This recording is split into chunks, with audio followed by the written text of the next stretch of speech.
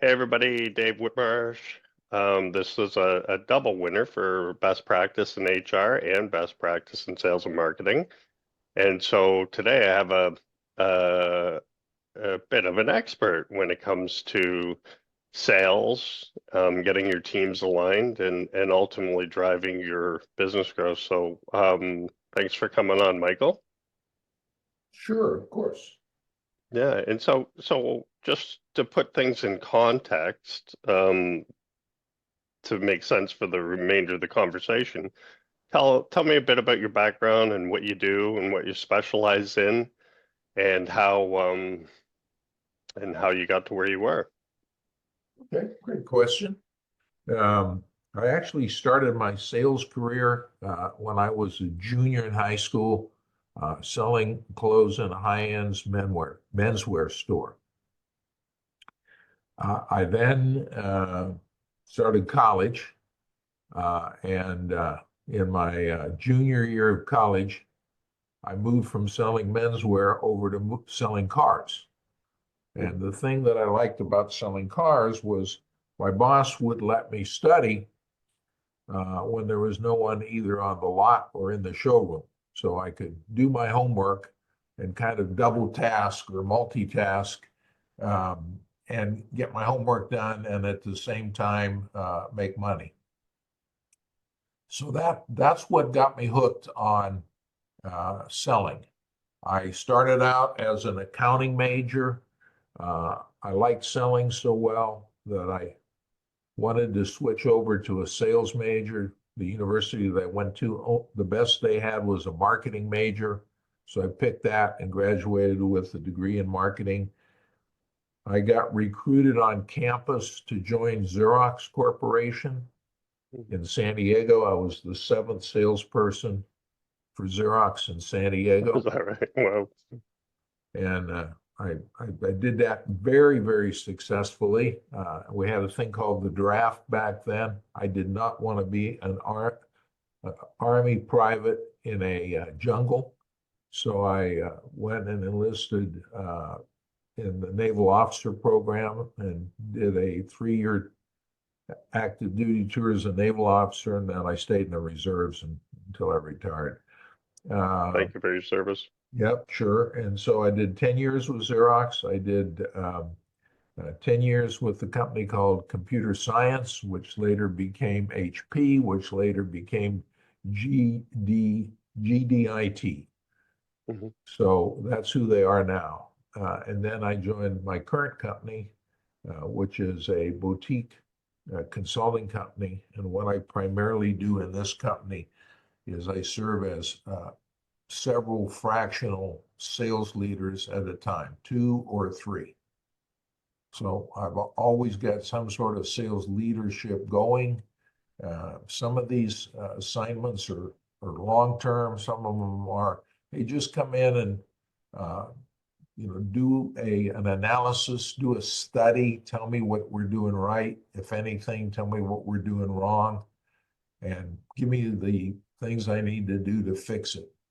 And those usually never work because they try to fix it themselves on the cheap, and then they call you back in 6 months and say, "Hey, can you come and fix this thing?" So they learn their lessons the hard way. I tell them that is probably what's going to happen, and they some guys believe you, and some guys think they're smarter than you, and they go try it, and then 6 months later, they're back in a jam.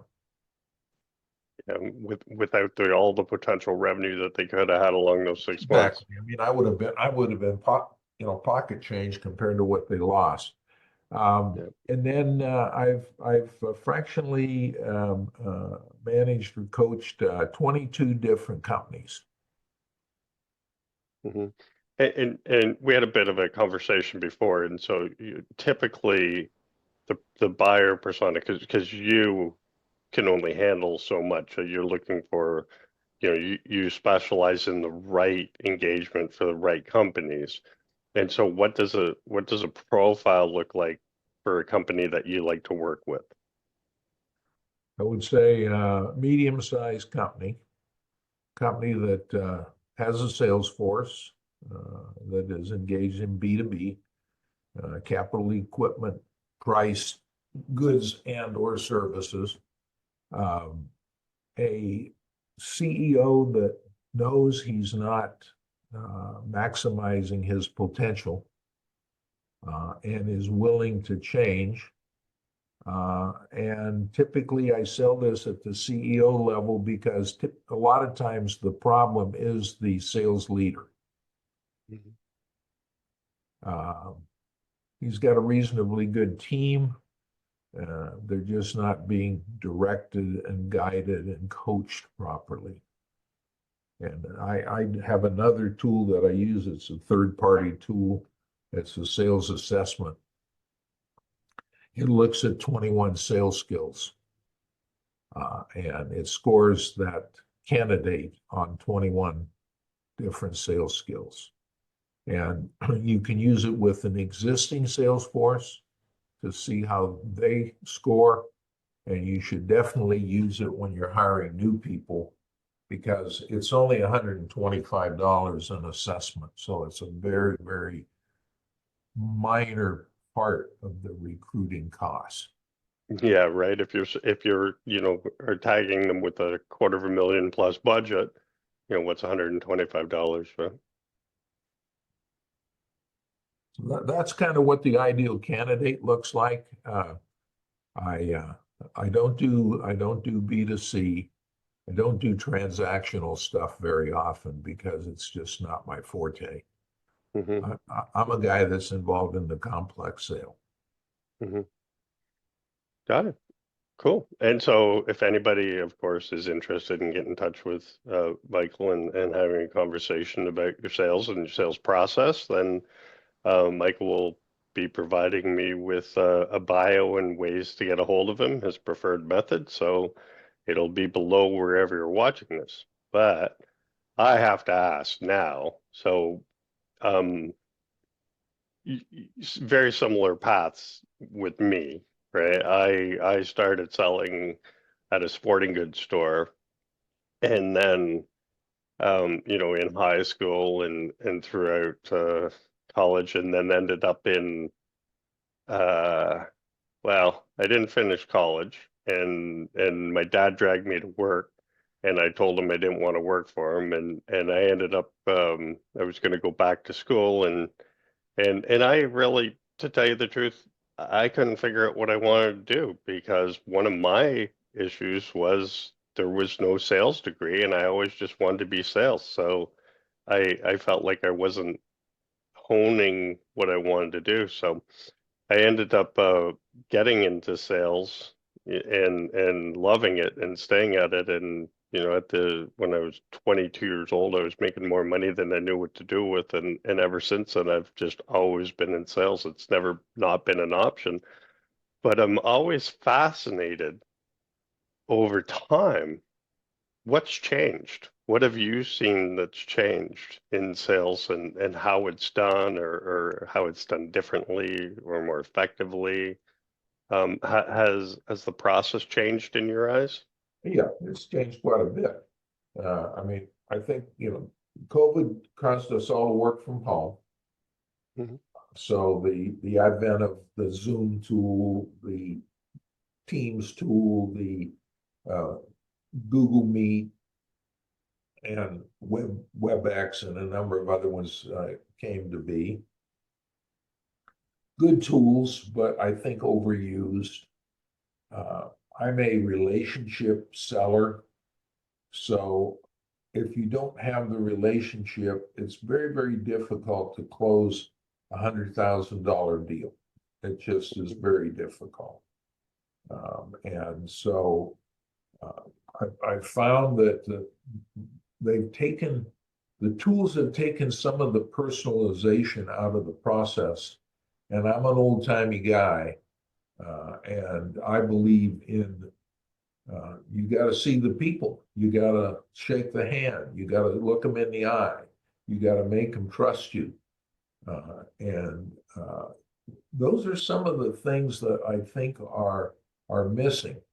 Now, on the other hand, I think if you're selling to a buyer, someone that is a professional buyer, who I never sell to, but if you're selling to a buyer, they would probably prefer a Zoom call because it makes their time very efficient. They don't have to come down to the lobby and get you, and sign you in, get you a badge, and take you up to the conference room and feed you a cup of coffee, and then round up everybody for the meeting and have the meeting and then shake hands and go separate ways. They probably would prefer to just have a 20-minute, 30-minute Zoom call and be done with it. So I don't want to totally discount tools like we're working on. Obviously, you're in Ontario and I'm in Austin, Texas. It's a long way away. And it would have to be an awfully good probability of win for me to get on a jet and come and see you to sell you something, Mhm. and vice versa. So there's that. I think things like blogs and some of these overly communicated things have starting to run their course and starting to wear out. I get so many invites. I accept a lot of them, and then that event gets overtaken by a more important event, and I'm rude and I don't show.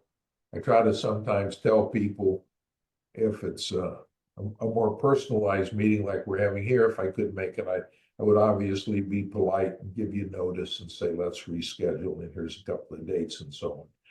But it's changing. I've seen I'll call it the inside sales, outside sales combination come into play, and I like that model if it's appropriate for what you're selling and who you're selling to. Mhm. Those would be a few of the thoughts that I would say. Certainly, the advent of the CRM makes it a lot easier to keep score. I don't know if you remember this, but when the IBM PC came out, there was a program that came out along with it called Lotus 123. Yep. And I used Lotus 123 and wrote my own CRM system. Hmm. It worked perfect. I didn't have thousands of prospects. I had 100 or less, about 100 at any point in time. I kept modifying the document to more accurately and more completely reflect what I needed. I typically sorted that document every day by date, which was the next step date. And I knew exactly what I needed to do that day. And so I became an advent of the CRM before it was called a CRM and before one was invented. And then there was things like Act and Goldmine, and then we went into real CRMs. Yep. Yeah, I think I started out with 3x5 cards and notes and little index on them, and then of course then moved to CRMs, and I've implemented CRMs and on number of occasions, and it and I'm always amazed that from a sales perspective, all the things that a CRM has to offer. But when I think of what I was doing from a sales perspective, I just want to know what I talk to them about, when I'm to follow up, right? And that's it. And the rest of all the information and hoopla as a salesperson is irrelevant to the salesperson. I believe, Well, I had an account a couple of years ago down in Houston, and I would go down 1 week a month. And the CEO thought he was an engineer, electrical engineer by profession or by education, but he thought that he was an expert at everything, Mhm. including sales management, including proposals, including everything. And he actually took Salesforce and used it to run every aspect of his company, ran on Salesforce. Invoicing ran on Salesforce. Inventory control ran on Salesforce. Everything ran on Salesforce. And it got so bloated and slow because of all the data that was contained in it that it virtually became nearly useless as a sales tool. And I kept telling him, Bill, it's called Salesforce for a reason. It's not called Invoice Force. It's not called Accounting Force. It's not called HR Force. But I think he did that to prove to himself that he was also an expert programmer. Anyway, there's an aside. I'm a HubSpot guy these days. That's the one I like. It's simple and clean, and it's free for the basic package. Yeah, yeah, absolutely. There's a lot of great tools out there, and I because I have the sales and marketing site, I get a lot of feeds and offers and stuff, and I I'm always amazed at the innovation and of some of these things, but some of these tools or widgets or apps or whatever. But in so many cases, Michael, they handle such um, a 1% of a total role or 1% function of what needs to be done. Now they may do it great, right? But they handle such a small thing. So you really have to get into a HubSpot or some of the bigger players out there to be able to build and grow if you have a good mature sales staff and lots of people in it because some of these tools are really fascinating what they do, but hard to integrate and leverage and so but I always love the ingenuity of these guys because the truth is all these guys and these little tricks and hacks and stuff will all end up in the big systems at some time, once there's a need for it, right? And so it just makes everything robust. So that's awesome. And I don't know, is there anything else that you want to sort of cover? Any stories that you've seen out there over the years? Uh, to me, there's nothing more powerful than the face-to-face sales call. Yeah. I believe in it. I believe in that's the way you build trust and confidence in your customer. Hmm. Uh, when I worked for Xerox way back, we had a sales process called top-down selling. And it's just like the name implied. Instead of going in and talking to the receptionist and try to claw your way up the ladder, you would just find out who the CEO was and you would go and call on him. And Hmm. if the receptionist wouldn't let you in, you'd come back at noon when either there was no receptionist on duty or the relief receptionist was there and do your Hmm. story again. And if that didn't work, at a quarter of 8 in the morning or a quarter to 5 in the afternoon, you just go wait in the parking lot and pull in beside where his reserved spot was. And when he came out, you introduce yourself and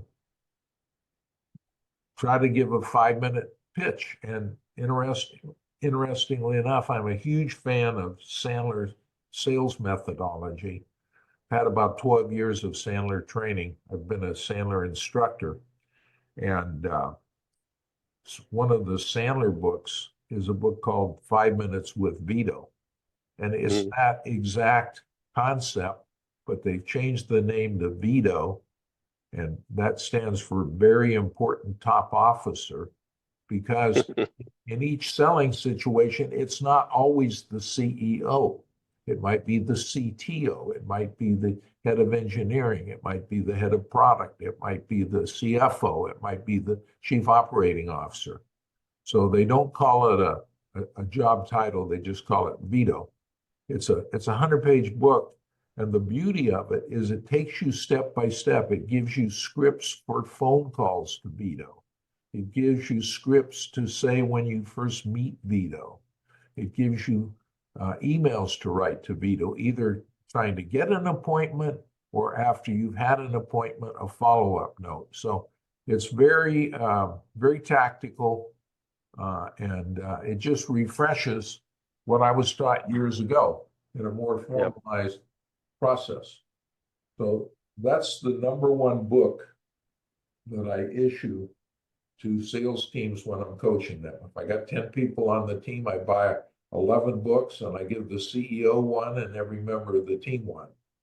Mhm. And then we give each person on the team a chapter to teach on, and we go around the room. And we have each member of the team teach on one of the Vito book topics. It works Oh, that's a great fantastic. idea. I like that. Yeah, fantastic.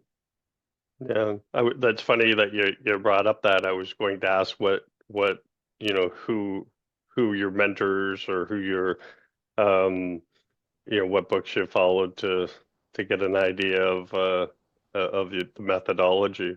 So, I mean, I know and use bits and pieces of every well-known sales process. I mean, I use Medic, I use Challenger, I I use Miller Hyman, I use Spin, I use solution selling, uh, and I was one of the 12, excuse me, 10 authors of, I don't know if you remember this. Do you ever remember Xerox Professional Selling Skills, PSS? no, I don't know it in detail, but I know that they had one of the best sales programs or sales training programs around. Well, what happened was Xerox looked around one day and they said, you know, we have a great training program on teaching our people how to beat a particular competitor. How do you, if you're up against an SCM, how do you compete against them? If you're up against an IBM, how do you compete against it?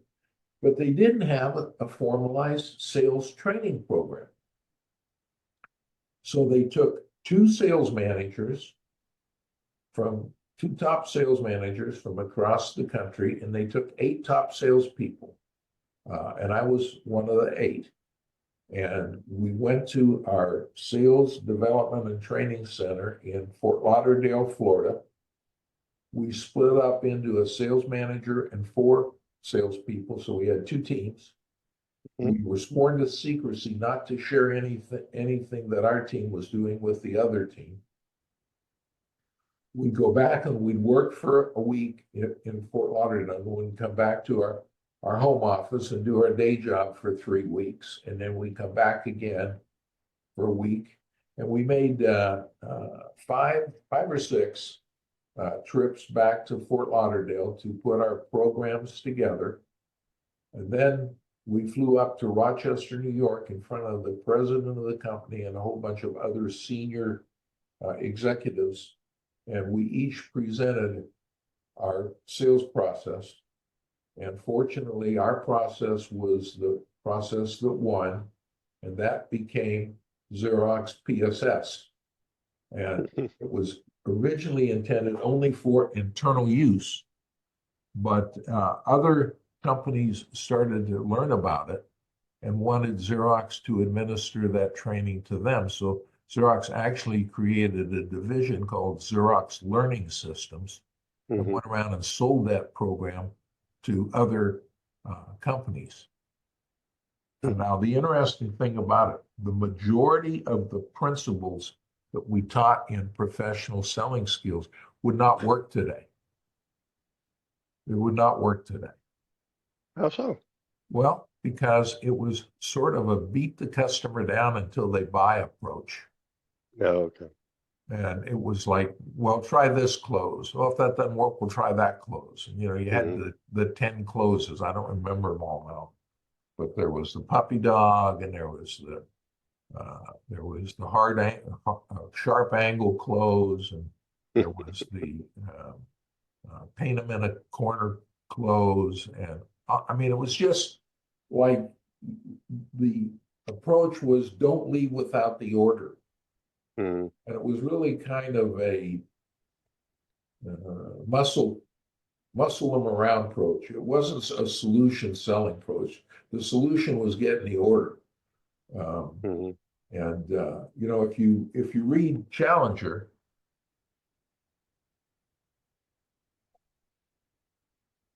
if you read Challenger, Challenger will tell you that in a B2B sales today, that 57% of the sales process is complete before the customer even calls a sales rep. I mean, with the mm, internet and all of the tools, um, you can you can find virtually anything you want. And you know, I have a car that's getting up there in mileage and age, and I like the car and I want to keep it, and I wanted to get one of these extended warranties on my car. And so how did I do it? I went online, I did some research, I picked the top three, I called the top three, I got their information, I made my decision, and lo and behold, I had a $3,500 repair a couple of months after I took out the insurance, and I paid my $100 deductible, and they paid the rest. So money well spent. mm. Yeah, the research, is that you can do on things. That's interesting that how that you said was that 57% you said? That's what Challenger says. Again, I'm Mm. taking them at their word. They're a pretty credible company. Yeah, and truthfully, if you look at the different generations, right, the X, Y, and Z, I'm thinking that the younger you get, that percentage is probably even going to be higher. I would think so. Yeah, but very interesting. So, You know, there's a lot of work being done now on using artificial intelligence to be the salesperson. mm, And where, you know, you just go online and you answer questions, and based on the answers to the questions you give, that that sales robot then turns around and makes you an offer on, yeah. hey, you answered 10 questions, this is the best solution for you. Hmm.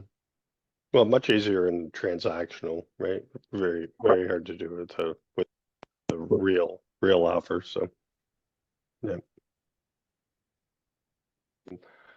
Okay. Well, I appreciate this. I always love to hear some stories and how things are done. It's I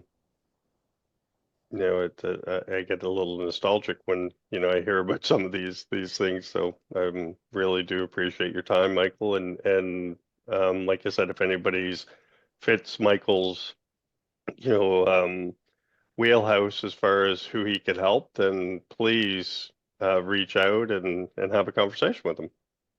I will do that. Perfect. All right. Thanks, sir. Thank you. You have a good day.